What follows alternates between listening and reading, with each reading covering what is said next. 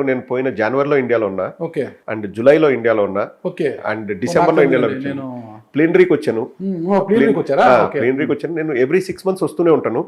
And నేను అది కూడా చెప్పాను నా ఒక వీడియోలో. పవన్ కళ్యాణ్ గారు ఆంధ్రప్రదేశ్లో గత సంవత్సరంలో ఎన్ని రోజులు ఉన్నా అన్నిటికంటే ఎక్కువ రోజులు నేను ఆంధ్రప్రదేశ్లో ఉన్నా. పేరుకే నేను మీరు లెక్కేసుకోవచ్చు, పేరుకే నేను విదేశాల్లో ఉన్నాను, కానీ దాదాపు 35 రోజులు నేను ఆంధ్రప్రదేశ్లో ఉన్నా. మీరు అన్ని రోజులు లెక్కేస్తే పవన్ కళ్యాణ్ గారు అన్ని రోజులు ఆంధ్రప్రదేశ్లో లేరు. సో అండి, ఇండియాలోనే అంటే హైదరాబాద్లో ఉంటున్న పవన్ కళ్యాణ్ గారు ఆంధ్రప్రదేశ్లో ఉండడం కన్నా విదేశాలంటే యూకేలో ఉన్న మీరు ఎక్కువ రోజులు ఇండియాలో అంటే అది కూడా ఆంధ్రప్రదేశ్లో ఉన్నారంటే ఆన్ రికార్డ్ నా దగ్గర ఫ్లైట్ టికెట్స్ కూడా ఉన్నాయండి. అంటే మీకు అంటే షటిల్ కొడుతున్నారు ఏం కదా మీరు యూకేకి ఇండియా కంటే మీ స్వగ్రామానికి ఇండియాకి? మంచి ప్రశ్న నాగరాజు గారు. మనిషి అక్కడున్న మనసు ఇక్కడ ఉంది. నాకు ఆంధ్రప్రదేశ్ ప్రజలు కానీ, నాకు తెలుగు భాష అంటే చాలా మమకారం. అండ్ ఒక బలమైన కారణం చేత నేను అక్కడికి వెళ్లాల్సి వచ్చింది తప్పితే, చాలా మంది అడుగుతారు, నువ్వు విదేశాల్లో 17 సంవత్సరాల నుంచి ఉన్నావు, నీకు తెలుగు భాష ఇంత బాగుంటుంది, తెలుగు భాష మీద నీకు పట్టు ఉంది అంటే అది మన ఇంట్రెస్ట్. మనకు మన తెలుగు, మన నేల తల్లి అనేది నాకు చాలా బాగుంది. మేబీ ఇంకా బలంగా వేరే ఏదైనా కారణం నన్ను ఇండియాకి రప్పించవచ్చు. ఇక్కడే ఉండిపోయి కూడా ఆస్కారం ఉంది. ఆ కారణాల గురించి మనం ఇంటర్వ్యూలో మాట్లాడదాంలేండి, ఏ కారణాలు ఏంటని. సరే, ఎందుకు మీరు యూకేకి వెళ్ళారు చెప్పండి? యూకేకి నేను నా ఎగ్జామ్స్ అయిపోతున్నాయండి. లైక్ నేను డెంటిస్ట్ అయిన వెంటనే, అప్పట్లో యూకేలో డెంటిస్ట్ షార్టేజెస్ ఉండేది. అంటే చాలా తక్కువ ఉండి, అక్కడ నుంచి డెలిగేట్స్ వచ్చి ఇక్కడ కాన్ఫరెన్స్ పెట్టి మీరు రండి, అక్కడ బాగుంటుంది, మాకు డెంటిస్ట్ కావాలని చెప్తే ఫస్ట్ ఒక సీనియర్ వెళ్ళారు అక్కడికి.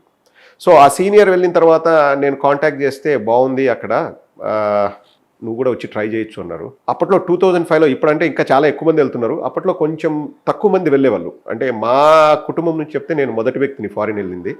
ఎవ్వరు వెళ్ళలేదు, మా అమ్మగారి సైడ్ నాన్నగారి సైడ్ ఎవ్వరు వెళ్ళలేదు, నేనే మొదటి వ్యక్తిని. సరే ఒకసారి వెళ్ళి చూద్దామని చెప్తే నేను మాస్టర్స్ చేయడానికి వెళ్ళానండి. ఇంకా ఆ తర్వాత ఎగ్జామ్స్ చేసి క్వాలిఫికేషన్ ఎగ్జామ్స్ ఉంటాయి, అవి రాసి తర్వాత అక్కడ మాంచెస్టర్లో మాస్టర్స్ చేశాను. అండ్ ఇప్పుడు 2 ప్రాక్టీస్లు ఉన్నాయి. అండ్ దాదాపు 50 మంది స్టాఫ్ పనిచేస్తున్నారు నా దగ్గర. ప్రాక్టీస్ బాగుందన్నమాట. ప్రాక్టీస్ అక్కడ నేషనల్ హెల్త్ సర్వీస్ అని ఉంటుందండి, చాలా ఎక్సలెంట్ ఉంటుంది. అది 150 year old స్కీమ్. అంటే ఇప్పుడు ఆరోగ్యశ్రీ అనేది ఎలా ఉందో మన తెలుగు రాష్ట్రాల్లో, అక్కడ 150 సంవత్సరాల క్రితం ఆ ఆరోగ్యశ్రీని ఇంప్లిమెంట్ చేశారు. అండ్ మా ప్రాక్టీస్లో 2 ప్రాక్టీస్. దానివల్ల లాభం ఏంటండి? లాభం ఏంటంటే, ఇప్పుడు ఒక 6,000 మంది ఒక కమ్యూనిటీ ఉంటే, అది టౌన్ కానీ సిటీ కానీ పల్లెటూరు కానీ, ప్రతి 6,000 మందికి ఒక డెంటిస్ట్ ఉండాలి. సపోజ్ ఇప్పుడు ఒక ట్రీట్మెంట్కి, ప్రైవేట్ ట్రీట్మెంట్ అయితే అక్కడ చాలా ఎక్స్పెన్సివ్ అండి, 50,000 రూపాయలు అట్లా ఉంటుంది. అదే NHS అయితే 5,000 పౌండ్లు, 5,000 రూపాయలతో, అంటే ఇండియన్ రూపీస్లో 5,000 రూపాయలతో ట్రీట్మెంట్ చేయించుకోవచ్చు. అండ్ ఆల్సో వాళ్ళు ఏంటంటే, NHS అనేది ప్రతి ఒక్కరి ఆరోగ్యం మా బాధ్యత అని ఫీల్ అవుతారు. ఇప్పుడు నా క్లినిక్లో దాదాపు ఒక క్లినిక్లో 18,000 మంది పేషెంట్లు రిజిస్టర్ అయినారు, ఇంకో క్లినిక్లో 6,000 మంది ఉన్నారు. ఎవ్రీ 6 months వాళ్ళకి మేము లెటర్లు కానీ ఫోన్లు కానీ చేసి, మీకు చెకప్ టైం అయింది, మీరు రావాలని చెప్పాలి. మేము లెటర్ పంపించకపోయినా తప్పు మాదవుతుంది. సో వాళ్ళ బాధ్యత మాది. అండ్ మాకేంటంటే, మాకు NHS నుంచి చాలా అలవెన్సెస్ వస్తాయి. అండ్ ఆల్సో వీ క్లెయిమ్, ఇప్పుడు మనం ఏదైనా ట్రీట్మెంట్ చేస్తే మనం హెల్త్ బోర్డుకి పంపిస్తే వాళ్ళు మాకు డబ్బులు ఇస్తారు. సో మాకు అంటే, ఇప్పుడు నేను ఇండియాకి వచ్చాను కదా నాగరాజు గారు, నెక్స్ట్ 3 months నా అపాయింట్మెంట్స్ అన్ని ఫుల్గా బుక్ అయినాయి. సో అంత బిజీగా ఉంటాం మేము. నేషనల్ హెల్త్ సర్వీస్ అనేది one of the best in the world. And British వాళ్ళు కూడా ప్రౌడ్గా చెప్తారు, మేము నేషనల్ హెల్త్ సర్వీస్ అనేది మేము ఇంప్లిమెంట్ చేస్తున్నాము అని. సో చాలా చాలా మంచిదండి. లైక్ ఇప్పుడు ఆరోగ్యశ్రీ కూడా ఆల్మోస్ట్ అలాగే ఉంటుంది, కానీ బట్ నేషనల్ హెల్త్ సర్వీస్ అనేది రాజు పేద అన్న తేడా ఉండదు. ఆ దేశంలో ఇప్పుడు రాచరికం స్టిల్ ఉంది. రాజుకి బాగలేకపోయినా అదే హాస్పిటల్కి వెళ్తాడు, ఒక పేదవాడికి బాగలేకపోయినా అదే హాస్పిటల్కి వెళ్తాడు. వాళ్ళకి ఎక్కడ ₹1 కూడా ఛార్జ్ చేయరు. ఇప్పుడు సపోజ్ బైపాస్ సర్జరీ చేయించుకొని 20 రోజులు హాస్పిటల్ ఉండాలి, 30 రోజులు హాస్పిటల్లో ఉండాలంటే అది కంప్లీట్ ఫ్రీ. దానికి ₹1 కూడా వాళ్ళు ఛార్జ్ చేయరు. ఇప్పుడు ఇక్కడ ఆరోగ్యశ్రీ లాగా అంటే, ఇక్కడ ఆసుపత్రిలో ట్రీట్మెంట్ ఇచ్చిన తర్వాత బిల్స్ మళ్ళీ వస్తాయి, అవును, అక్కడ కూడా అలాగే ఉంటుందా పరిస్థితి? ఇప్పుడు ప్రతిదీ రికార్డ్ అండి. అక్కడ ఎంత డేటా సేవ్ చేయడం ఎంత ఇంపార్టెంట్ అంటే, సపోజ్ మీరు నా దగ్గరకు వచ్చి ఏదైనా డెంటల్ ట్రీట్మెంట్ చేసుకుంటే ఆ రికార్డ్స్ని, ఇప్పుడు సపోజ్ నేను ఏదైనా చేశాను, 11 సంవత్సరాలు నేను నా దగ్గర పెట్టుకోవాలి. సపోజ్ ఆఫ్టర్ 10 years నాగరాజు గారు వచ్చి, ప్రదీప్ గారు మీరు ఏం చేశారు నాకు చూపించండి, నేను కంప్లైంట్ చేయాలనుకున్నాను మీ పైన, మీరు నాకు సరిగా చేయలేదు 10 ఏళ్ల క్రితం అంటే, నేను ఆ కంప్లీట్ రిపోర్ట్ మీకు ఇవ్వాలి. సో మీరు వెళ్ళి కూడా అక్కడ కంప్లైంట్ చేయొచ్చు ఏదైనా సరిగా చేయకపోతే. సో అంత పకడ్బందీగా సిస్టమ్ ఉంటుందండి. అండ్ ఎక్కడ ఇప్పుడు మనము సపోజ్ ట్యాక్స్లు ఎగ్గొట్టడానికో లేకపోతే ఇంకోటి మనం డబ్బులు తీసుకోవడం కానీ అది ఉండదు. ఎందుకంటే everything is recorded on the computer.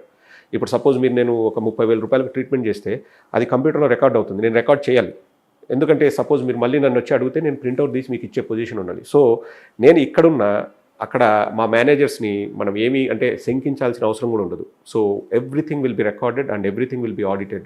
అంత పకడ్బందీగా సిస్టమ్ ఉంటుంది. ఎక్కడ ఛాన్స్ ఆఫ్ ఎర్రర్ చాలా తక్కువ. ఒకవేళ మనం ఏదైనా సైడ్ ట్రాక్ వెళ్ళాలని చూసినా దొరికితే డైరెక్ట్గా మీ రిజిస్ట్రేషన్ క్యాన్సిల్ అవుతుంది. సో మనం చేయాల్సిన పనిని మనం ఎలా వాళ్ళు అడుగుతారో అలా చేయడమే మనం. ఇక్కడ సిస్టమ్కి అక్కడ సిస్టమ్ అంటే వ్యవస్థలో ఎలా తేడాలు ఉన్నాయి అసలు అక్కడ? వ్యవస్థల్లో ఒకటి అక్కడ సింపుల్ ఒకటి చెప్తానండి. ఇక్కడ బయట ఒక టిష్యూ కింద వేయొద్దు అంటే వాళ్ళు వేయరు. మన ఇల్లు అనుకుంటారు, దేశం మొత్తం మన ఇల్లు అనుకుంటారు. మన ఇండియాలో నేను గమనించింది ఏంటంటే మన ఇల్లు క్లీన్గా ఉంటే చాలు, చెత్త అంతా తీసుకెళ్ళి కాంపౌండ్ అవతల మనం వేసేస్తాం. కాంపౌండ్ అవతలు కూడా వాళ్ళు సొంత ఇల్లులాగే వాళ్ళు ఫీల్ అవుతారు. అండ్ మనం ఏదైనా టిష్యూ వాడినా దాన్ని తీసి మళ్ళీ జేబులో పెట్టుకొని ఎక్కడైనా బిన్ కనిపిస్తే ఆ బిన్లో వేస్తారు. సో అదేంటంటే ఇన్బిల్ట్ అని చిన్నప్పటి నుంచి వాళ్ళు దాన్ని గొప్పగా కూడా ఫీల్ అవ్వరు. ఇప్పుడు సపోజ్ నాకు ఒక 3 ఏళ్ల పిల్లోడు నా దగ్గరికి వస్తే వాళ్ళు ఏదైనా మనం టీత్ చెక్ చేస్తాము, చేసిన వెంటనే వాళ్ళ పేరెంట్స్ అంటే అమ్మ కానీ నాన్న కానీ వాట్ విల్ యూ సే అంటారు ఆ పిల్లని. వాడు థ్యాంక్ యూ అంటాడు.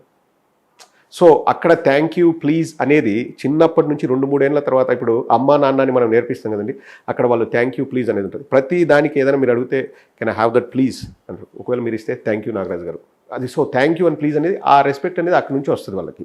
అండ్ వాళ్ళు ఇప్పుడు ఏదైనా ఒక రూల్ ఉందనుకోండి, ఇప్పుడు డ్రైవింగ్ కానీ ఇంకోటి, ఆ రూల్ కంపల్సరీ 90% వాళ్ళు ఫాలో అవుతారు. ఒక 5-10% ఉంటారు అక్కడ కూడా. బట్ సిస్టమ్ ఇది ఉంది, ఈ సిస్టమ్ మన కోసమే కదా, సో మనం చేద్దాం అనేది వాళ్ళు ఫాలో అవుతారండి. మనం ఏదైనా ఒక లా తీసుకొస్తే ఇంకా దాని గురించి మళ్ళీ వెళ్దాంలేండి. మా కోసం ఇది చేశారు, మేము దాని గురించి పోరాడతాము, ఇప్పుడు రోడ్లలో సభలు ఎందుకు పెడతారంటే అది పెద్ద గోల. అక్కడ ఏమి ఉండదండి, రోడ్లలో అలా ఉండకూడదు అంటే అయిపోయింది, ఉండదు. ఒకవేళ అపోజిట్ వాళ్ళు జీవో నెంబర్ 1 ఉండవు. జీవో నెంబర్ 1 ఏంటంటే చాలా జీవోలు ఉంటాయి కానీ ఇంత గోల ఉండదు. సో అక్కడ లైఫ్ ఏంటంటే నా లైఫ్ నేను ఇష్టం వచ్చినట్టు లీడ్ చేయొచ్చు. పక్కనోడు ఏమనుకున్నాడు, ఎదిరింటోడు ఏమనుకుంటున్నాడు. నేను ఇప్పుడు కొత్తగా అంటే నేను ఇల్లు కొని 5 years అయింది. మా నైబర్స్ ఎవరో నాకు తెలియదండి, ఎవరుంటారో తెలియదు. అంటే తెలుసు కానీ హాయ్ అని బయట ఎప్పుడైనా వాళ్ళ పేర్లు కూడా నాకు తెలియదు. అంటే ఎవరి లైఫ్ వాళ్ళు, ఎవరు బిజీగా వాళ్ళు ఉంటారు. అఫ్ కోర్స్ మన తెలుగు కమ్యూనిటీ ఉంది అక్కడ. తెలుగు కమ్యూనిటీ మేము శ్రీనివాస కళ్యాణం కూడా జరిపించామండి ఎడిన్బర్గ్ సిటీలో. అది నా ఆధ్వర్యంలోనే జరిగింది. అండ్ దాదాపు 1200 మంది వచ్చారు. చాలా అద్భుతంగా జరిగింది అక్కడ. మన ఇండియన్ బ్రాహ్మణ్స్ ఉంటారా? లేదు, తిరుమల నుంచి 8 members వచ్చారండి ప్రీస్ట్. ఓకే, తిరుమల నుంచి 8 members ప్రీస్ట్, ఏఈఓ గారు, పెద్ద టీం వచ్చిందండి. ఇప్పుడు మీకు శ్రీనివాస్ రెడ్డి గారు డమరుకం డైరెక్టర్, వారు ఇప్పుడు టీటీడీలో డైరెక్టర్, అన్న కూడా వచ్చారు.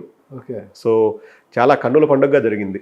ఓకే. ఇక్కడ జీవన విధానాలు మీరు చూశారు, భారతీయ మన దేశంలో జీవన విధానాలు, మన సంస్కృతి సాంప్రదాయాలు, అందరూ కూడా మన సంస్కృతి సాంప్రదాయాలను, మన జీవన విధానాలను, మన ఫుడ్ను, మన కల్చర్ని అంతా ప్రపంచ దేశాలన్నీ కూడా హర్షిస్తే చాలా గొప్పగా చాటి చెప్తారట. అక్కడ ఎలా ఉంటుంది పరిస్థితి అసలు? వాళ్ళు అంటే ఇప్పుడు నేను దేవుడిని నమ్ముతాను అనుకుంటే నమ్ముతారు, లేదంటే లేదు. చాలామంది అంటే ఏథిస్టులు ఉంటారు, 50% వాళ్ళు అంటే చర్చికి వెళ్ళరు, అంటే మెయిన్ క్రిస్టియానిటీ, బట్ వెళ్ళరు. కానీ వాళ్ళకి కుటుంబ వ్యవస్థ, పిల్లల మీద ప్రేమ మమకారాలు చాలా బాగుంటాయండి. లైక్ వాళ్ళు కూడా మనలాగే ఎక్కడైనా ఈగోలు ఉంటాయి, గొడవలు ఉంటాయి. అంటే ఇప్పుడు ఒక క్లోజ్ ఆఫీస్లో వర్క్ చేస్తుంటే ఒకరికొకరికి పడకపోవడం అవన్నీ ఉంటాయండి.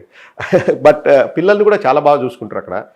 బట్ అంటిల్ 18 years 18 సంవత్సరాలు దాటిన తర్వాత స్టిల్ వాళ్ళు ఆ పిల్లలు వాళ్ళ పేరెంట్స్తో ఉంటే వాళ్ళ ఇంట్లో వాళ్ళ పేరెంట్స్కి వాళ్ళు రెంట్ కడతారు 20,000 25,000. ఎందుకంటే ఇప్పుడు నువ్వు వర్క్ చేస్తున్నావు కదా, 18 సంవత్సరాల వరకు నా బాధ్యత. తర్వాత ఒకవేళ నువ్వు అంటే ఇంట్లోంచి వెళ్ళిపోయి నువ్వు ఏదైనా చదువుకో లేకపోతే ఉద్యోగాలు చేసుకో, ఒకవేళ ఈడే ఇంట్లో ఉండాలంటే నువ్వు నాకు బాడీ కట్టాలి. కడతారు అట్లా. మా నర్సులే వాళ్ళ పేరెంట్స్ కడతారు. మన పేరెంట్స్ వృద్ధాప్యంలో చూసేవాళ్ళు లేరు, వృద్ధాశ్రమాలకు పంపిస్తున్నారు. అక్కడ ఏంటంటే 18 సంవత్సరాల వరకు పేరెంట్స్ బాధ్యత. అండ్ ఆల్సో గవర్నమెంట్ ఏం చేస్తుందంటే నెల ఇండియన్ కరెన్సీలో దాదాపు 10,000 రూపాయలు ఆ పిల్లోడి మీద పెట్టుబడి పెడుతుంది. అంటే నేను ఇస్తాను, మీరు పేరెంట్స్ చూస్తున్నారు కదా అని చెప్పి పిల్లోడి కోసం వాళ్ళ అవసరాల కోసం 10,000 ఇస్తారు. Schools free, transportation free. తర్వాత యూనివర్సిటీకి వెళ్ళాలనుకుంటే యూనివర్సిటీ అంతా ఫ్రీ. సో 18 సంవత్సరాల తర్వాత ఏమంటుందంటే గవర్నమెంట్ 16 సంవత్సరాల తర్వాత నువ్వు 20 గంటలు పని చేసుకోవచ్చు. యూనివర్సిటీకి వెళ్ళినా 20 గంటలు నువ్వు పని చేసుకోవచ్చు. సో ఆ 20 గంటల్లో నువ్వు పనిచేసి నువ్వు సంపాదించుకున్న డబ్బులు నువ్వు రూమ్ రెంట్లు కట్టుకోవడానికి, నీ ఫుడ్కు సరిపోద్ది నువ్వు యూనివర్సిటీలో ఉంటే. రోజుకి 24 గంటలు అంటే 20 గంటలు ఎలా పని వారానికి వారానికి 20 గంటలు. ఓకే 20 గంటలు అంటే 20 గంటల కంటే ఎక్కువ పని చేయకూడదు. If you're student you can't work more than 20 hours. అదే నేను కాలేజ్కి వెళ్ళదలుచుకోలేదు, యూనివర్సిటీకి వెళ్ళదలుచుకోలేదు అంటే యూ ఫుల్ టైం పని చేసుకోవచ్చు. సో అట్లా పని చేసేటప్పుడు స్టిల్ పేరెంట్స్తో ఉంటే వాళ్ళకి రెంట్ కడతారు 16 సంవత్సరాల తర్వాత 18 సంవత్సరాలు. అందరు కాదు, బట్ మోస్ట్ ఆఫ్ దెమ్ వాళ్ళు అట్టే చెప్తారు. ఎందుకంటే ఇప్పుడు పేరెంట్స్ కూడా వాళ్ళు అంటారు మాకు కావాలి, మాకు కూడా అవసరాలు ఉన్నాయి కదా, నువ్వు సంపాదిస్తున్నావు కదా, డబ్బులు అంటే మొత్తం డబ్బులు తీసుకొని తల్లిదండ్రులకి ఇవ్వాలి, ఆ కాన్సెప్ట్ లేదు. సో రెంట్ కట్టు, మిగతా నువ్వేమన్నా చేసుకో. బాగుందండి. మన భారతదేశంలో కూడా అండ్ అక్కడ ఈ వృద్ధాశ్రమాలు అనేవి కనిపించవు. లేదు అక్కడ ఎవరు కూడా అండి ఇప్పుడు తల్లిదండ్రుల మీద ఆధారపడి, అంటే పిల్లల మీద కూడా ఆధారపడి తల్లిదండ్రులు ఉండరు. ఎందుకంటే పిల్లలు అందరూ పని చేయాలి. సో వాళ్ళు వచ్చి తల్లిదండ్రులు చూసే ఆస్కారం ఉండదు. సపోజ్ నాకు ఒక ఇల్లు ఉంది, 60 ఏళ్ళ తర్వాత దాదాపు ప్రతి ఒక్కరికి కంపల్సరీగా 60,000 70,000 పెన్షన్ వస్తుందండి ప్రతి ఒక్కరికి.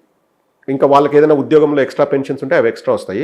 సో ఒక ఇల్లు ఉంటుంది, ఆ ఇంటిని ఏమంటారంటే ఇప్పుడు వాళ్ళు ముసలి వాళ్ళు అయిపోయిన తర్వాత గవర్నమెంట్కి ఇచ్చేస్తాము, మాకు ఎవరన్నా కేరర్స్ని పెట్టండి అంటే వాళ్ళే వచ్చి కేరర్స్ వచ్చి వీళ్ళ బాగోగులు చూసుకొని వెళ్తారు. వాళ్ళు చనిపోయిన తర్వాత పిల్లలకి అట్లేం రాదు ఆస్తి, అది గవర్నమెంట్కి వెళ్ళిపోద్ది. ఈ దారిద్ర్య రేఖకు దిగువ ఉండేవారు అంత ఎక్కువగా కనిపిస్తుంటారు కదా. అక్కడ చాలా తక్కువ నాగరాజు గారు. దారిద్ర్య రేఖకు దిగువన ఉన్న వాళ్ళు ఉండరు, అందరూ కూడా మిడిల్ అలా ఉంటారంటే ఇంకా ఈ రోడ్ల మీద అడిగే భిక్షగాళ్ళు వీళ్ళంతా చెప్పాలంటే లక్షలో ఒక 100 మంది ఉంటారేమో, చాలా తక్కువ. ఎందుకంటే ప్రతి గవర్నమెంట్ అంటే ప్రతి పౌరుడికి గవర్నమెంట్ బాగా సపోర్ట్ చేస్తుంది. ఇప్పుడు సపోజ్ నాకు జాబ్ లేదు, నాకు 3 పిల్లలు ఉన్నారు అంటే కంపల్సరీ నాకు 4 బెడ్రూమ్లు ఉండే ఇల్లు ఇస్తుంది గవర్నమెంట్ ఫ్రీగా. అండ్ మీకు అంటే కుటుంబం బతకడానికి దాదాపుగా ఏవో ఉన్నాయండి స్కీమ్స్, 40,000 50,000 ఇస్తుంది నీకు ఉద్యోగం వచ్చేంత వరకు. సో ఇల్లు ఫ్రీగా ఉండిపోతుంది, ఆ ఇచ్చే డబ్బులు ఫుడ్ తినడానికి సరిపోతుంది. ఇంకా సో ఎవరు బయటికి వెళ్ళి ఇక బెగ్గర్స్ లాగా ఉండాల్సిన అవసరమే రాదు.